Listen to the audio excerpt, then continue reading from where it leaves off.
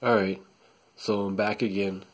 I enjoy doing my entire collection of movies video, and people even commented on it, which is cool because I don't know why or how they found it. So it was interesting that people would just commented on that video that I just shot randomly, and this time I'm doing it again, but just highlighting my horror movies because, hey, Halloween's coming up.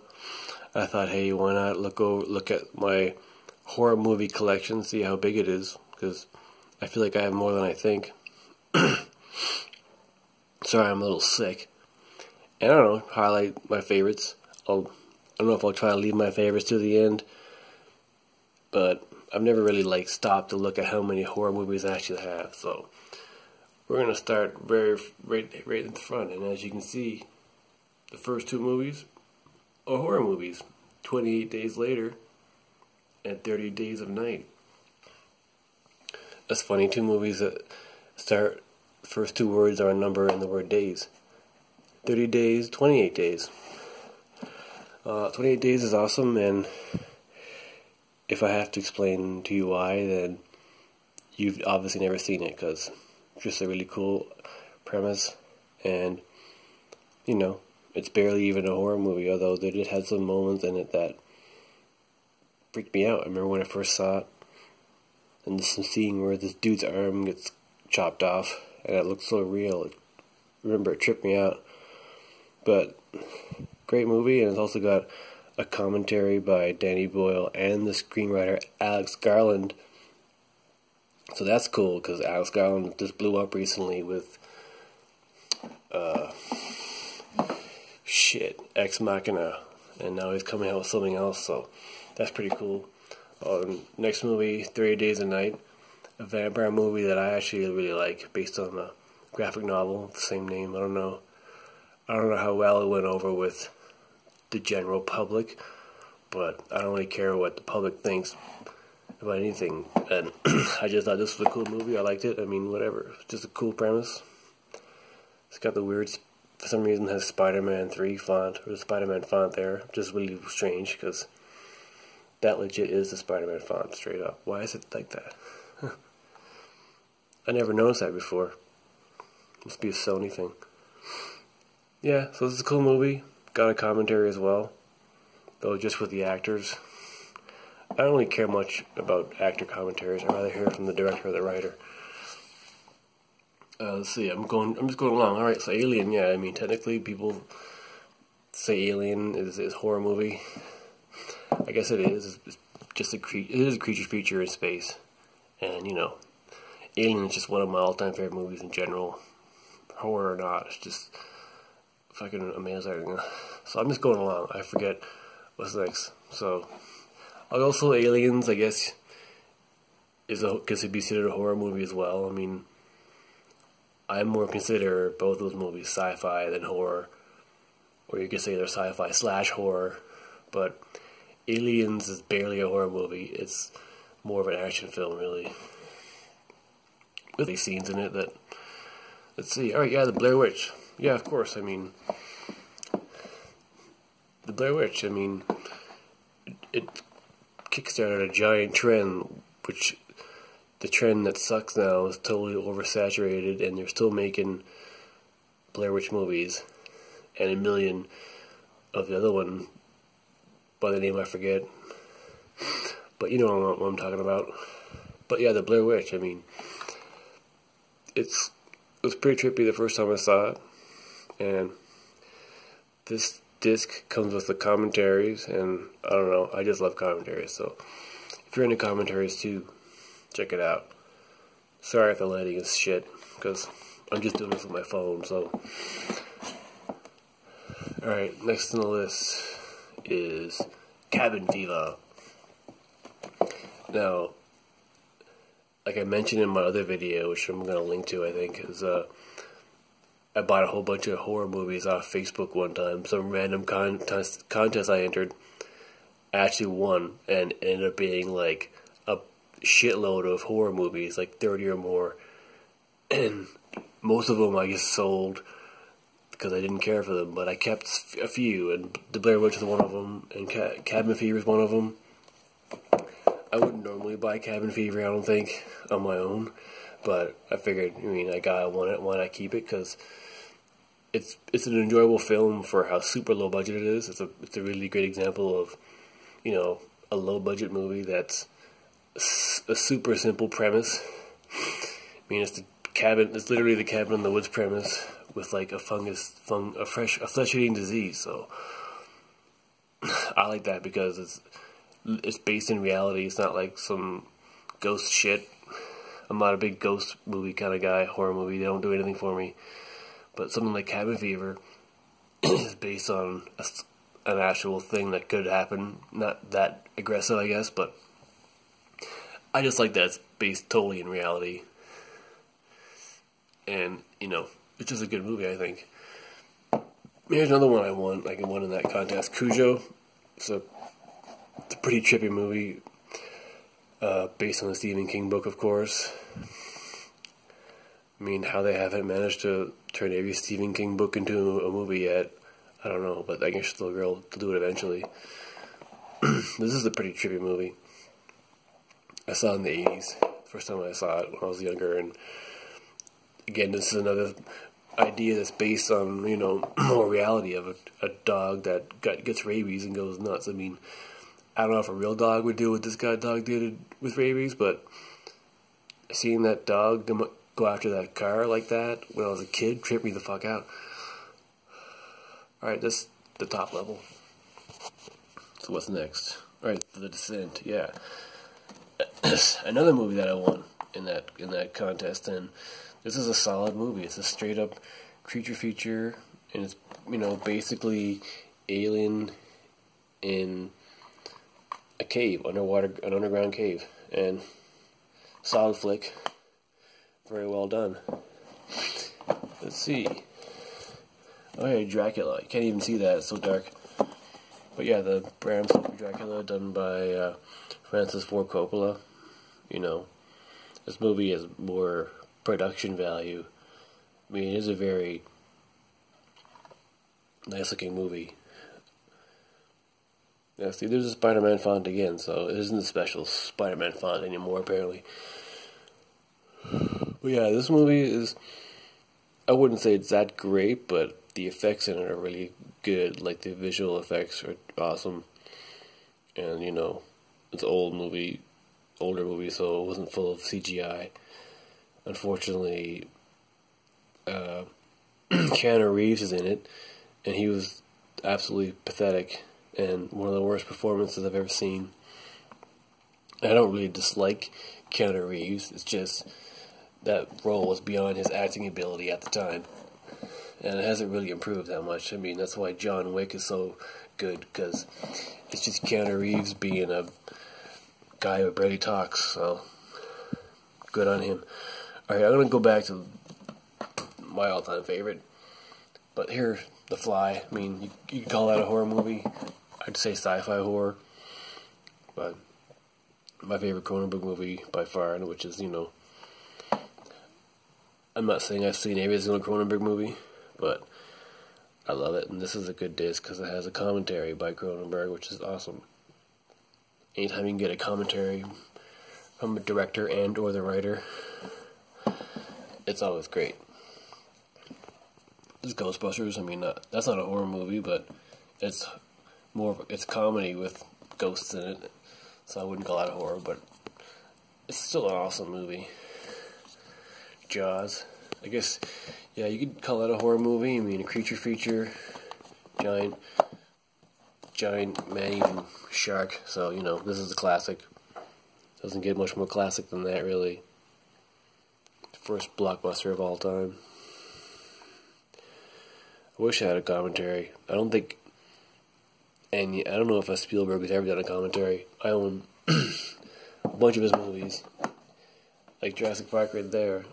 No commentary. Here's E.T. I have E.T. No commentary. I don't know. I guess he's one of the annoying directors who just don't want to do one. But what else? Alright, well here we got the remake of the movie that's right after this, which is the not so bad American remake, decent remake of this foreign movie down here. The original one. This one is absolutely amazing. And yeah, maybe the best vampire movie ever.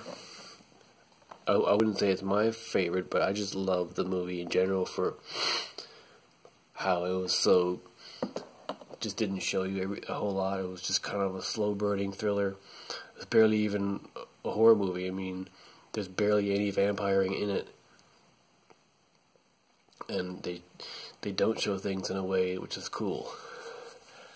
Like the way they shot the scene in the end with the pool is great. And they did a halfway decent job of recreating some shots in the remake. But yeah, the original, the foreign one, is just an excellent movie in general. Definitely check that out.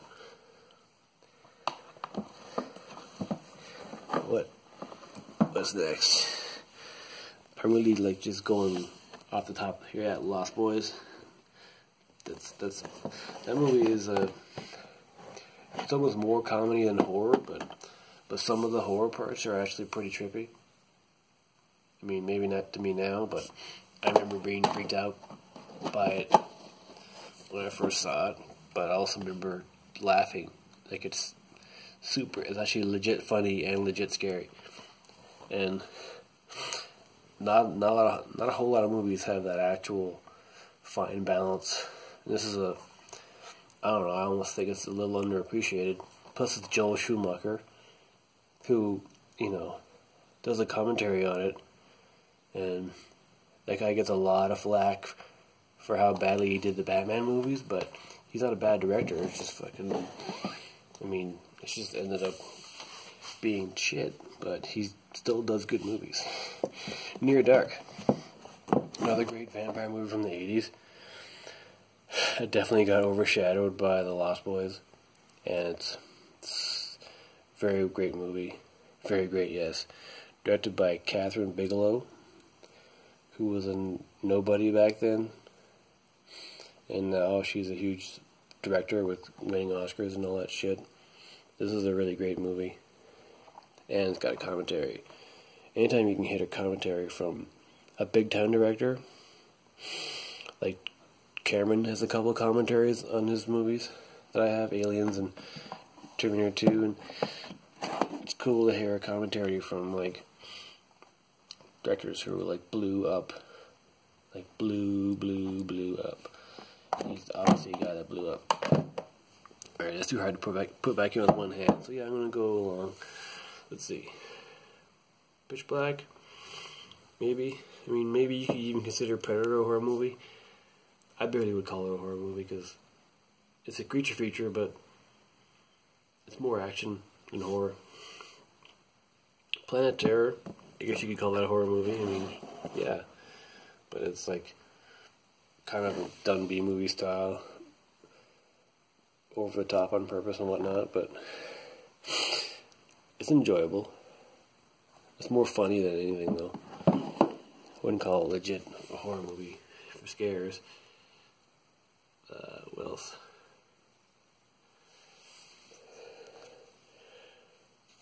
There's not much else left. Shit, it's too dark down here. You guys probably can't even see. That's me. No lighting. I'm not no fancy director equipment guy. I'm just using my phone. Here's one. Strangers. That's a trippy movie. That movie is trippy, again, just based in reality, inspired by true events, and the idea of the movie is pretty creepy when you think about it. And they shoot it very well. I guess I should go back one, Sounds of the Lambs. I've never considered this movie a horror movie, but a lot of people put it in that category. I more would call it a psychological thriller. I mean, there's barely any horror stuff in it. But I would consider it horror anyways. We're near the end here. Another movie that I won in that thing, Texas Chainsaw Massacre, the remake. not a terrible movie, but it's worth it just to see Jessica Biel when she was at the peak of her hotness, wearing a white tank top for like an hour and a half. So yeah, I'm just gonna go back. I mean, Underworld, I guess you could call it a horror movie, but again, it's almost more action. It's an action movie with vampires and werewolves, and I don't know, I like the first Underworld. I thought it was well done, and Kate Beckinsale's like just on fire. This was a movie where I realized she was unbelievably smoking hot. I don't know why it took me till that long to realize, but that movie made me a big fan of Kate Beckinsale for sure. So I want to go back to one of my favorites right here, The Thing. This actually got released again on Blu-ray, but I don't know if I'm going to buy it again because I forget what they added to it. But this version has a commentary on it. So, commentary with Kurt Russell and director John Carpenter. And that's good enough for me. I don't know what they didn't put in the re-release. But I'm going to go back to my all-time favorite up here. I skipped it just so I can finish on it. But this is The King, the ultimate king. There is no better horror movie than this, and there never will be. Full stop. The scariest movie of all time. And I would agree with that. It tripped me out the first time I saw it. Like, my mouth actually fell open at some scenes. Just, I was like, what the F is this? And I was still kind of young, so, you know, the makeup in it still holds up for the most part. Especially the makeup on Max von Sydow. His old man makeup, still the best old man makeup I've ever seen. Right there. It's still like the best. The movie came out in like 74 or some shit. So yeah, this is pretty good. The extended cut, and there's a commentary on there by William Friedkin, but I don't think it's the best commentary I've ever heard. He kind of just talks about what's happening on screen, which isn't very fun, but anyway, that's the extent of my horror films for my Blu-ray collection, and I never actually took the time to count, but maybe once I actually upload the movie and then watch it again, I can go through it and see how many I actually have. So anyways, yeah, that's my horror movie collection. Today is the 24th, so Halloween is literally a week from today, so have a good Halloween. Chill out. Keep it real. On the battlefield, like Evander Holyfield and a seal. Bye!